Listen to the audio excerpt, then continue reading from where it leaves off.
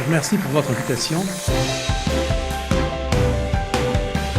Le droit est complètement immergé, la science politique aussi, maintenant immergée et influencée par toute la réglementation européenne. Évidemment, on ne peut plus parler en termes de droit national. Il y a toutes ces directives européennes interposées et transposées dans notre pays.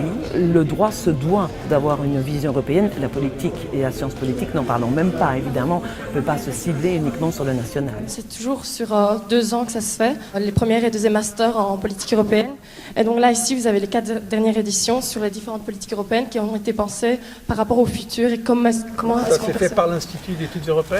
Ça s'est fait par l'Institut, par le professeur Quentin Michel. L'ouvrage qu'on a remis au président de la commission, c'est l'ouvrage des étudiants, c'est pas un ouvrage académique. En fait, c'est le fruit d'un travail d'une année entière des étudiants en études européennes, dont l'objectif est de tenter de les forcer à réfléchir sur quelle est leur perception du futur européen.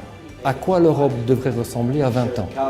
L'idée est de travailler d'une part avec les étudiants du groupe, dans l'étude européenne, mais aussi pour lutter contre le risque, je dirais, d'ethnocentrisme. On est liégeois, on voit l'Europe au travers de Liège, pour les forcer à admettre que l'Europe n'est pas vue de la même façon par tous les étudiants. On accueille souvent, et j'essaie toujours d'avoir une bonne diversité, donc on accueille des étudiants Erasmus.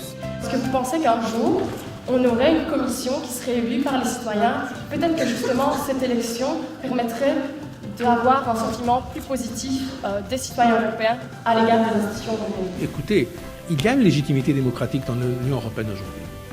Parce que l'Union européenne, c'est une union d'États et de citoyens. On pense souvent qu'ils sont sur une autre planète et ici, de l'avoir près de nous, d'avoir accès à son savoir, de pouvoir lui poser des questions, c'était vraiment super intéressant. Depuis quelques années, on emmène des étudiants à un concours de plaidoirie.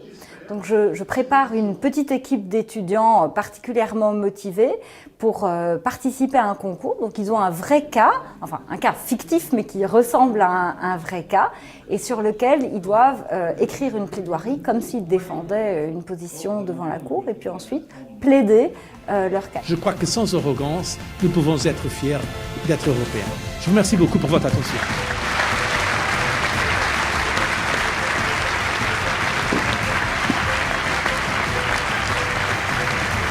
Monsieur le Président. Alors, bonjour.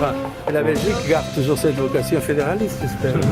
Monsieur le Président, merci pour tous nos étudiants, ils ont eu une énorme opportunité. Nous travaillons sur la dimension extérieure de l'Union européenne. On travaille sur la place de l'Europe dans le monde, ses rapports avec les institutions économiques et financières internationales, notamment son action au sein de l'OMC, mais également ses rapports avec les pays dits émergents. Il y a un autre dossier de recherche que nous suivons et qui porte celui-là sur les rapports que l'Union européenne entretient avec ses homologues, c'est-à-dire avec d'autres groupements régionaux dans le monde. Le Master, c'est une formation d'études spécialisées en droit européen qui sanctionne un diplôme post-universitaire, c'est-à-dire un diplôme de 6e année, et qui permet à des juristes de Belgique, d'Europe et de pays non européens de suivre des enseignements en droit des affaires européen, droit de la concurrence et droit de la propriété intellectuelle. Les étudiants finissent souvent l'année en nous disant « Ah, c'était génial, on a pu faire un Erasmus après l'Erasmus ».